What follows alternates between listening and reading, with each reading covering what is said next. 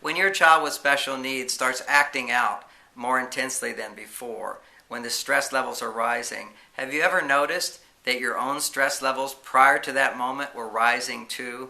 This is a simple formula that I've seen again and again. When mom and dad are experiencing a lot of tension inside themselves and they're trying to hold it together, it's like a boiling pot and you're holding the top on it. Children, particularly children with special needs, are very sensitive, and they'll pick up on that feeling and it'll cause them to go out of control. So it's important that we take time to find balance within ourselves. That might mean taking turns as parents so that one can go off and get what they need in order to come back into a centered place.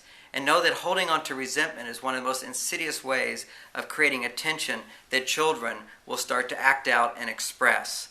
Because they don't have any breaks, and they'll feel those feelings, they don't understand it, but they'll just act it out.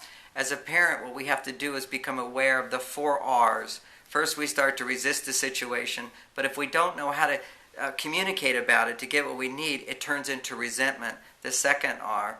If the resentments start to build, then a tension builds up even more. If we can't find forgiveness and resolve the problem, the second R is resentment. It turns into the third R, which is rejection.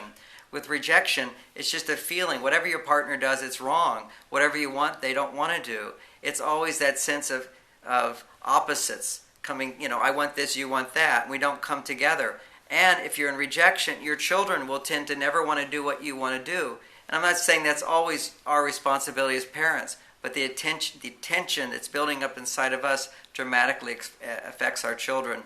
The fourth R is repression.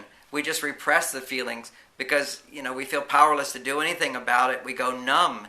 And our going numb, then our children begin to act out our neurosis. So they have enough needs as it is. We don't want to make it more difficult. So taking time to see a therapist for our own issues or do journaling, taking classes in emotional intelligence, these are processes that we can learn to release the emotional tension within ourselves to provide greater support for our children.